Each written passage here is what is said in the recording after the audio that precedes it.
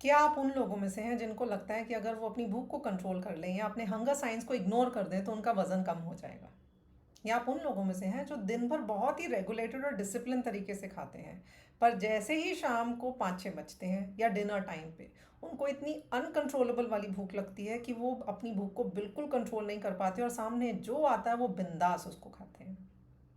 सच तो है कि यही जो पैटर्न है, यही जो मील्स और अपने हंगर साइंस का जो मिसमैनेजमेंट है, यही हमारे बहुत सारे इश्यूज़ का कारण बनता है, जैसे कि वेट इश्यूज़ या लाइफस्टाइल इश्यूज़ जैसे कि diabetes, cholesterol, fatty liver etcetera. आप जेन्युइनली अपने वेट इश्यूज़, अपने हेल्थ, एनर्जी और लाइफस्टाइल इश्यूज़ को बेटर मैनेज करना चाहते हैं, तो उसका पहला स्टेप है अपनी बॉडी को समझना, उसके हंगर साइंस को समझना। तो चलिए इस वीडियो में हम यही डिस्कस करेंगे कि कैसे हम अपने बॉडी के हंगर साइंस को समझें, इसमें किस तरह के हार्मोन्स इन्वॉल्व हैं और बॉडी आपको किस तरह के साइंस देती है और आप उनको किस तरह से इंटरप्रेट करें और समझें, जिससे कि ना सिर्फ हमारा फैट लॉस और मेटाबॉलिज्म बेटर हो, बट हमारे हेल्थ इश्यूज़, हमारे लाइफस्टाइल इश्यूज़ और हमारे एनर्जी लेवल्स भी वापस से बेटर मैनेज हों।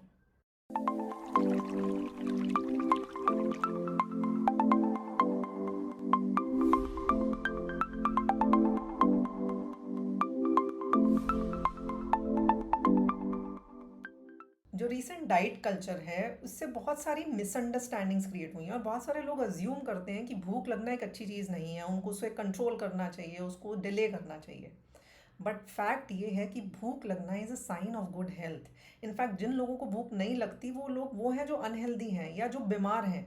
बहुत टाइम आपने देखा होगा कि आप कभी किसी बीमारी से उठें तो आपकी भूख मर जाती है। सो बहुत सारे केसेस में जिनको भूख नहीं लगती, बहुत सारी डेफिशिएंसीज बॉडी में ऐसे सिचुएशंस क्रिएट करती है जो आपके भूख के साइंस को बहुत ज़्यादा एक्टिवेट नहीं होने देती, जैसे आयरन डेफिशिएंसीज है, बी कॉम्प्लेक्स की डेफिशिएंसीज हैं। सो इनफैक्ट हम में से जो लोग जिनको प्रॉपर भूख लगती है उनको अच्छा महसूस करना चाहिए। They should feel good about feeling hungry rather than feeling bad about it. हम सबको लगता है कि हम अपनी बॉडी को कंट्रोल कर सकते हैं, पर in most of the cases fact ये है कि आपकी बॉडी आपके हिसाब से नहीं चलेगी। ना ही वो किसी न्यूट्रिशनिस्ट, डॉक्टर या डाइटिशियन के दिए हुए मील प्लान के हिसाब से चलेगी, ना ही वो आपके ऑफिस के शेड्यूल के हिसाब से चलेगी और ना ही आपके घर के खाने पीने के हिसाब से चलेगी। वो वैसे ही चलेगी जैसे उसको चलना है, जैसे उसको प्रकृति ने बनाया है, एक नेचुरल रिदम के साथ। आपको उसकी वर्किंग, उसकी फंक्शनिंग, उसकी रिदम को रिस्पेक्ट करना होगा और आपको उसके हिसाब से चलना होगा। नहीं तो आप डाइटिशियंस और डॉक्टर्स के चक्कर लगाते रहेंगे, खुद को भी कंफ्यूज करेंगे और अपने मेटाबॉलिज्म को और बॉडी की एक जो जनरल वर्किंग है, जो उसकी मशीनरी है, उसको भी कंफ्यूज करेंगे। सो रूल नंबर 1, अपनी बॉडी को रिस्पेक्ट करो, उसकी फंक्शनिंग को रिस्पेक्ट करो, उसके रिदम को रिस्पेक्ट करो, उसके हंगर साइंस को रिस्पेक्ट करो। Respecting your hunger doesn't mean कि आप बिंदास सारा दिन खाते रहें, भूख लगनी शुरू नहीं हुई और आपने खाना शुरू किया, क्योंकि दो मील्स के बीच में जो पॉज है उसका भी एक इम्पॉर्टेंट रोल है। तो हमें वेट करना है कि जब हमें प्रॉपर भूख लगे। अगर आप देखें, आपकी बॉडी एक बहुत ही सुंदर सी मशीनरी है, बहुत सारे काम एक नेचुरल तरीके से ही हो रहे हैं, ऑटोमेटेड तरीके से हो रहे हैं, जो हमारा इंटरफेरेंस के बिना ही हो रहे हैं। जैसे फॉर एग्जांपल हार्ट अपने आप धड़क रहा है, ब्लड सर्कुलेशन हो रहा है। ऐसे ही लंग्स की बात देखें तो ऑक्सीजन ले रहे हैं और कार्बन डाइऑक्साइड छोड़ रहे हैं, आपको बोलना नहीं पड़ रहा है कि अभी ऑक्सीजन लो और अब कार्बन डाइऑक्साइड छोड़ो। ऐसे डाइजेशन की देखें तो उसमें भी सब कुछ ऑटोमेटेड है। ऑफकोर्स किसी का सिस्टम वीक होता है और स्ट्रांग होता है, but most of the process जो है वो आपका एक रेगुलेटेड नेचुरल तरीके से चल रहा है। जब हम डाइजेशन की बात करें तो हमारे बहुत सारे एंजाइम्स इन्वॉल्व होते हैं और बहुत सारे हार्मोन्स इन्वॉल्व होते हैं, जैसे कि आपके insulin, ghrelin hormone, leptin hormone, glucagon, cortisol, adrenal, जो आपके एपेटाइट रेगुलेशन को इम्पैक्ट करते हैं, आपके एनर्जी बैलेंस को इम्पैक्ट करते हैं और शुगर लेवल्स को इम्पैक्ट करते हैं। ये हार्मोन्स आपको टाइम टाइम पे कुछ कुछ सिग्नल्स देते हैं, हमें सिर्फ इन सिग्नल्स को समझना है और उनके हिसाब से एक्ट करना है। फॉर एग्जाम्पल, जैसे जब भूख लगती है, that's like a phone call from the body, टिंग टोंग, आई एम हंग्री, मुझे रॉ मटेरियल दो, मुझे खाद्य पदार्थ दो, जो उसको बॉडी की जनरल फंक्शनिंग मशीनरी चलाने के लिए चाहिए। ये साइन आपको जनरली बॉडी का जो ग्रेलिन हार्मोन है वो देता है। जब आप खाना खाते हैं तो body proportional amount of insulin produce करती है, जिससे कि खाने से जो भी ग्लूकोज प्रोड्यूस हुआ है बॉडी उसको यूज़ करे और वो इंसुलिन उस ग्लूकोज को सेल्स तक पहुंचाता है, जिससे कि बॉडी की जो एनर्जी रिक्वायरमेंट है वो फुलफिल हो। बट आप जब बहुत देर तक नहीं खाते हैं, फॉर एग्जाम्पल हम सुबह उठे और हमने 3-4 घंटे तक कुछ नहीं खाया, या हमने लंच 2 बजे किया और उसके बाद सीधा डिनर 8 बजे कर रहे हैं, 5-6 बजे भूख लगी और उसको हमने इग्नोर कर दिया, ऐसे में बहुत चांस है कि आपके बॉडी के शुगर लेवल्स ड्रॉप हों। फिर वहाँ पे दूसरे सेट ऑफ हार्मोन्स प्रोड्यूस होते हैं, जैसे कि आपके ग्लूकागॉन है या इंक्रीज लेवल्स ऑफ ग्रेलिन है या कॉर्टिसोल एंड एड्रिनल है, जो आपके एपेटाइट को रेगुलेट करेंगे या शुगर लेवल्स को ड्रॉप होने से बचाएंगे और काफ़ी चांसेस हैं कि वो आपकी बॉडी में क्रेविंग्स इंट्रोड्यूस करेंगे। सो जब तक एक बेसिक हंगर लेवल तक का सिचुएशन है तब तक सिर्फ ग्रेलिन प्रोड्यूस हो रहा है, पर जब आप अपनी भूख को बहुत देर तक इग्नोर कर रहे हैं, जब उसको एड्रेस नहीं कर रहे हैं और बहुत शुगर लेवल्स ड्रॉप हो रहे हैं, तो पूरी आर्मी ऑफ हार्मोन्स प्रोड्यूस हो रही है जिसमें इंक्रीज लेवल्स ऑफ ग्रेलिन हैं, आपके कॉर्टिसोल्स हैं, आपके ग्लूकागॉन है, जो आपकी बॉडी को रेगुलेट, एनर्जी को रेगुलेट करने की कोशिश कर रहे हैं और उसके एपेटाइट को रेगुलेट करने की कोशिश कर रहे हैं। और ऐसे में दो सिनेरियोज क्रिएट होते हैं। पहला, अगर आपको खाना चाहिए let's say 60, the body will make you eat 90, because उसका डिफेंस मैकेनिज्म है कि ये इंसान फिर से खाना अगर मुझे लेट देगा या रॉ मटेरियल देगा तो मैं इसको थोड़ा सा extra raw material next time के लिए खिलवा के रखूँ। या दूसरा सिनेरियो होगा, वो the body will encourage you to eat junk food, some high carb item, some high energy item, because again उसका डिफेंस मैकेनिज्म है, it will encourage you to eat something which is high in energy, जो generally junk food में पाया जाता है। तो उस वक्त हमें फिर बहुत सारी शुगर क्रेविंग्स होंगी, मिठाइयों की क्रेविंग्स होंगी, चॉकलेट क्रेविंग्स होंगी, जो कि हमने ये आर्मी ऑफ हार्मोन्स को इनकरेज करके इंट्रोड्यूस की अपनी बॉडी में।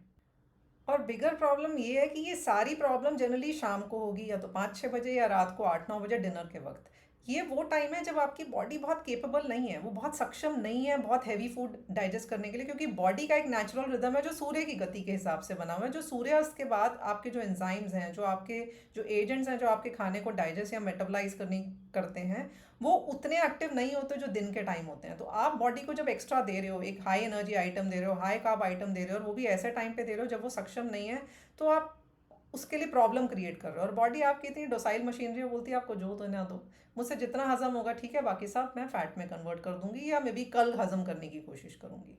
अब प्रॉब्लम ये है कि हमारा नॉर्मल खाना जैसे रोटी पराठे चावल इतने हाई कैलोरी या हाई कार्ब डेंस या फैट डेंस नहीं होते हैं, एक नॉर्मल लेवल्स होते हैं जो बॉडी आराम से मैनेज कर सकती है। But junk food on the other hand, it is just loaded with carbs and fat, और बहुत ही poor quality of fats use होते हैं उसमें कॉस्ट कटिंग की वजह से, जो आपकी हेल्थ को इम्पैक्ट करते हैं। सो बहुत ज़रूरी है जब शाम को भूख लगे उसको रिस्पेक्ट करो, उस वक्त कुछ अच्छा खाओ। मे बी दोपहर का लेफ्ट ओवर खाना भी हो सकता है, कोई पराठा, कोई सैंडविच, मुरमुरा, मखाना, दूध, ड्राई फ्रूट, फ्रूट्स, कुछ अच्छा खाओ। क्योंकि जब आप जंक खाते हो, एक कार्ब डेंस और फैट डेंस तो खा ही रहे हो, लेकिन उससे आपको कोई सेटिस्फैक्शन नहीं मिलता, आपको पूरी डिनर की भूख दोबारा लगी होती है, जबकि आपने बहुत ज़्यादा कैलोरीज ऑलरेडी खाई हुई हैं लेकिन आपको सेटिस्फैक्शन नहीं हुआ है। सो बहुत ज़रूरी है उस वक्त हम कुछ अच्छा खाएं। सो कुछ अच्छा शाम को खा के फिर एक लाइट डिनर कर सकते हैं, या जिन लोग की रूटीन अलाउ करती है तो आप बेशक शाम को अगर 5-6 बजे भूख लग रही है तो आप अर्ली डिनर भी कर सकते हैं, और रात को भूख लगी तो एक कप दूध या कुछ हल्का फुल्का खा सकते हैं। अपनी भूख की रिस्पेक्ट करना ज़रूरी है और उसको उस वक्त उसी के हिसाब से एड्रेस करना बहुत ज़रूरी है। सो जब रात को चॉकलेट, चिप्स या मिठाइयों की क्रेविंग हो, तो ये विल पावर या स्ट्रेस की बात नहीं है, इट्स सिंपल बायोलॉजी। आपने दिन में जब बॉडी को ठीक से नरिश नहीं किया तो वो सब कुछ रात के टाइम बैकफायर कर रहा है, और वो आपकी क्रेविंग्स की फॉर्म में मैनिफेस्ट हो रहा है, और उस वजह से आप गलत टाइम पे बहुत सारी गलत चीज़ें खा रहे हैं। So nourish your body as per your height, as per your metabolism during the day when the body is active, rather than having these eating patterns later during the day after sunset. In nutshell, you not only should respect your body, but you should address those hunger signs also very respectfully. मतलब जब भूख लगे तो ना सिर्फ उस sign को respect करना है, बट उसको एड्रेस कैसे करना है वो भी बहुत, वहाँ भी रिस्पेक्टफुल होना ज़रूरी है। जब आपने उसे बॉडी को कुछ अच्छा दिया तो आप एक रिस्पेक्टफुली एड्रेस कर रहे हो, पर जब आपने उसको जंक दिया, उसे कुछ क्रैप दिया, कुछ बहुत ही अनहेल्दी दिया, तो आप उस साइन की रिस्पेक्ट नहीं कर रहे हो। बॉडी में अच्छा इन्वेस्ट करोगे तो अच्छे रिटर्न्स आएंगे, बुरा इन्वेस्ट करोगे तो बुरे रिटर्न्स आएंगे, और वो रिटर्न्स मैनिफेस्ट कब होंगे? 40 के बाद या 50 के बाद। होप ये वीडियो आपको यूज़फुल लगा होगा। आइडियाज़ को ज़रूर से समझें, इम्प्लीमेंट करें, और अपनी बॉडी का, अपनी सेहत का पूरे अच्छे से ध्यान रखें, और अपने फ्रेंड्स एंड फैमिली जिनके साथ सिमिलर प्रॉब्लम्स हैं उनके साथ शेयर करें, जिससे कि वो भी इसका लाभ उठा सकें। डू लाइक एंड सब्सक्राइब अगर आप चाहते हैं कि इस तरह की यूज़फुल वीडियोज़ आप तक पहुँचते रहें। That's all for now. See you in the next video. Till then, take good care of yourself.